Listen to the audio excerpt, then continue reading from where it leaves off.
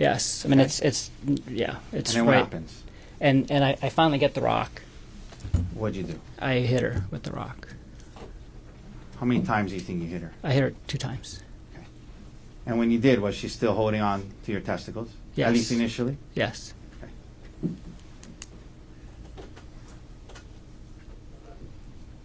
Why did you hit her? Why did you react that way? Just on instinct to defend myself. Okay. How fast was this all happening? Pretty fast? Really fast. Okay.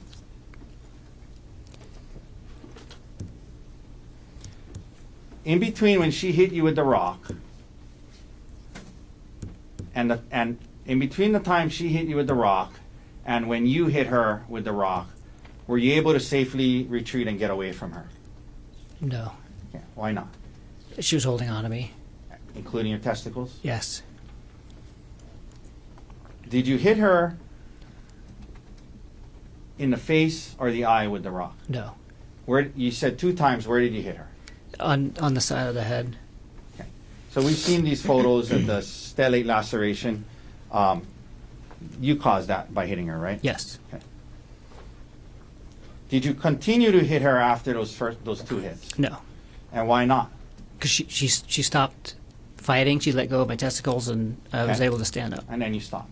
Yes. You know, there was testimony about the 2 witnesses. Did you stop hitting her because the witnesses showed up? No. I didn't know that they were there until after I stood up. Okay. Did you see blood? Yes. Was there a lot of blood? There was a lot of blood. Did you see her kind of scoot down towards the witnesses? Yes. Did you try to stop her in any way? No. You let her get to them. Yes. Did you hear her yelling to the witnesses, he's trying to kill me? Yes. Gerhardt, did you have any syringes on the mountain that day? No. Did you try to poke her or stab her with any syringes? No. Okay. Now, Gerhardt, she scoots away. She's now with the 2 witnesses. You see a lot of blood. What do you physically do next? I'm just in a daze, and I just kind of watch her crawl away and then leave with the other 2 hikers. Excuse me? Okay, she got the hikers. What do you do next? Was her bag and your bag there? Yeah, so I just kind of reflexively gathered up all of our stuff, and then I start walking up the trail. Let me ask you this.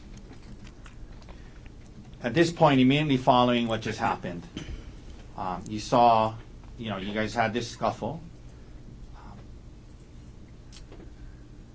You saw a lot of blood. What was your state of mind and emotional state like right now, right at this point that we're at? Severe emotional distress. How did you feel at that time about the fact that you had responded and defended Horrible. yourself? Let me finish the Horrible. question. Sorry. How did you feel about the fact that you, even though you say it was, you were defending yourself, how did you feel about that she was bleeding? I felt horrible. Okay. Did you ever plan on hurting her that day? No. Did you ever want to hurt her that day? No. You reacted to defend yourself in the heat of that moment. You said yes? Yes. But did you still feel bad about it? Yes.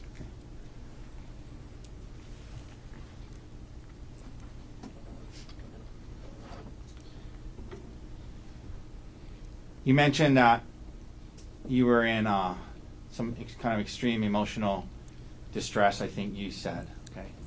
Yes. Did you become, at some point after that, suicidal? Yes. Why? Tell the jury why. To the best of your understanding. I just felt hopeless at that point in terms of everything. Like I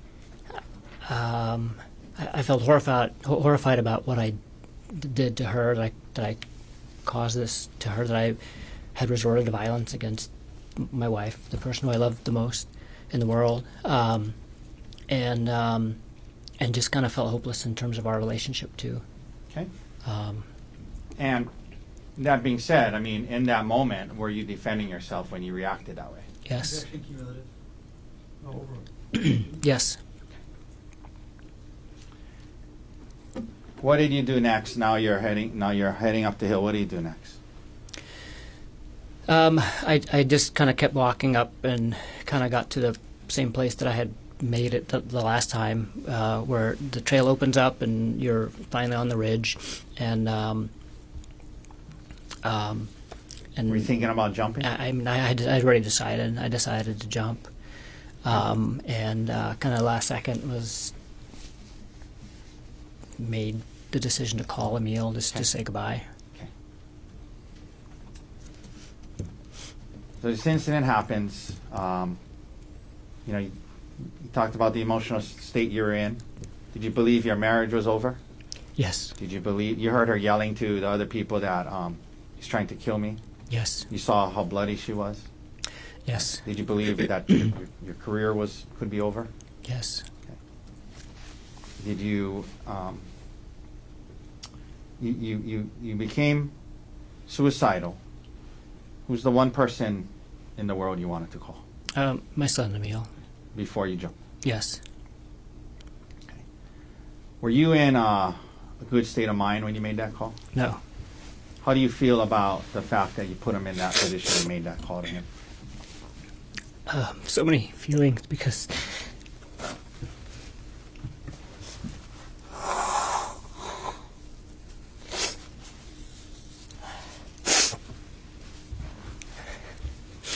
he saved my life that day. How so? Convinced you not to jump? He saved my life that day, but I put him in this position where he is now, where he thinks I tried to kill her. Okay. And for the last year he's thought that. And I heard him yesterday only refer to you as the defendant and not as dad. Yes. Do you blame him? Sorry, one second.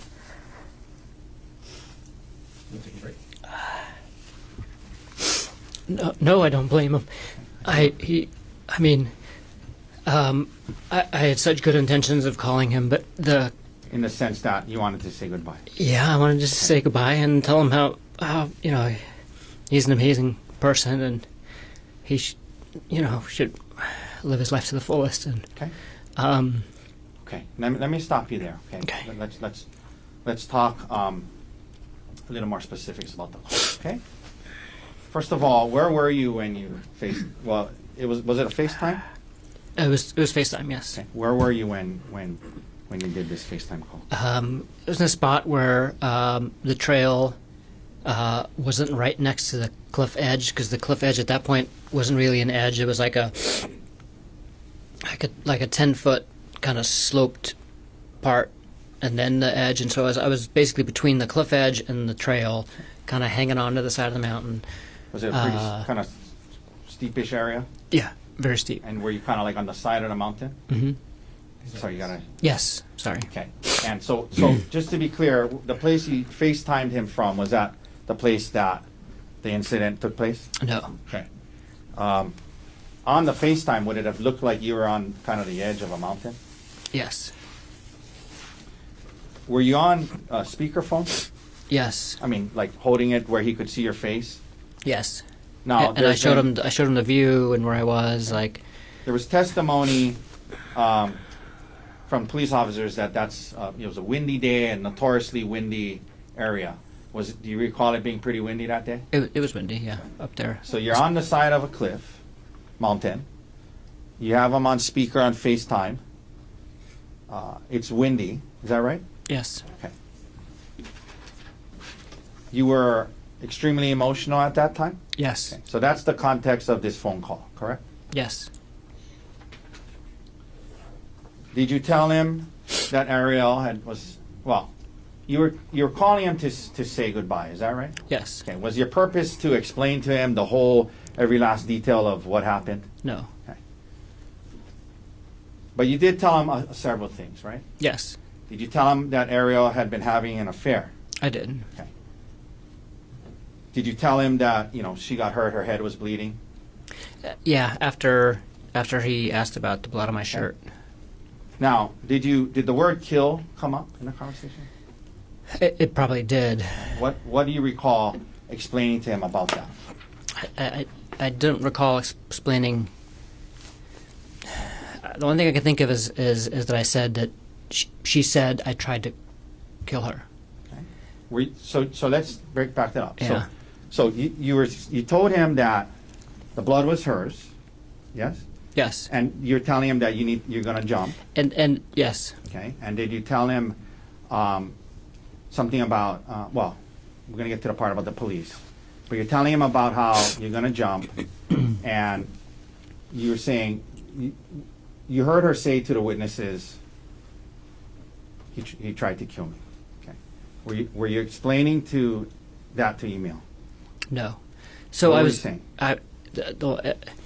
I was talking to myself at the same time too, and I was basically saying because I remember saying wow, this is so hard, because turns out killing yourself is a hard thing to do once you actually go and do it. Right. And so I was talking to him about saying goodbye and she had an affair and those things, but then I was also kind of talking to myself, and I think I was saying to myself she said I tried to kill her. She said I tried to kill her. Okay. Were you confessing to him that you were trying to kill Ari that day? No. Okay. Did you have an intention to kill Ari that day? No. Okay. Would you have said it that way? I tried to kill Ari that day. No. Okay. But you don't dispute that the word kill probably came up. No. Okay. And can you understand how Emil in that conversation could have got that impression? Yes. Okay. So what else happens in this first call? What do you mean when you say he tried to convince you not to jump? He just, and I mean, to his credit, I mean he just reminded me that I had a choice, basically. Okay. Reminded me that I have a choice. Yeah. Because he said do you really have to do this? After that, he got off the phone with him. You didn't jump, right? No. Okay. There was a second call an hour later, Yes. and he testified that he was at his Ari's parents' house. Is that right? Yes. Okay. Now, during that call, did he tell you what he told to Ari's parents? Yes. What